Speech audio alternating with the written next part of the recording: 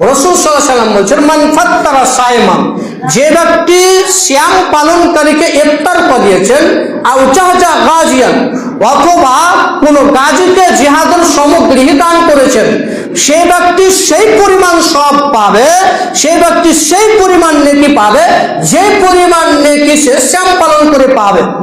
মনে করেন আপনি আব্দুর রহমান সিয়াম রেখেছেন, তো আব্দুল খালেককে এখন কি করাবে? ইফতার করাবে।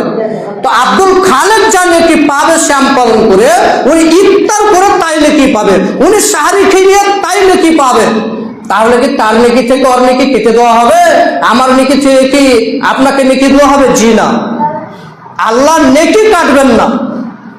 অর্থাৎ কেউ যদি কাউকে ইফতার করায়, কেউ কাউকে যদি খিলায়, কেউ কাউকে যদি সাহারি খিলায়, তাহলে সেই পরিমাণ সে সওয়াব পাবে যে পরিমাণ সিয়াম পালন করে ব্যক্তি নেকি পেয়েছে, ওই পরিমাণ নেকি আল্লাহ দিয়ে দিবেন। তাহলে অসহায় মানুষকে সাহারি খাওয়ার একটা ব্যবস্থা করে দিবেন, অসহায় মানুষের একটা ইফতারের ব্যবস্থা করে দিবেন।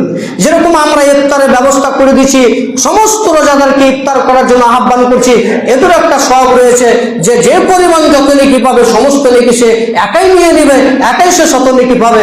তার মানে রোজা ইফতার করার জন্য মানুষকে আহ্বান হওয়া উচিত, এবং অসহায় মানুষকে সাহারি খেলার জন্য তাদেরকে আগিয়ে যাওয়া উচিত, তাদেরকে সহযোগিতা করা উচিত ইফতারের জন্য, সাহারির জন্য। আমরা পরিশেষে এতটুকু বলতে চাইছি, আল্লাহ তুমি সকল মানুষকে সাহারি এবং ইফতারের সঠিক পদ্ধতি অবলম্বন করার এবং সহযোগিতা করার তৌফিক দান করো সকলকে, আল্লাহ আমিন।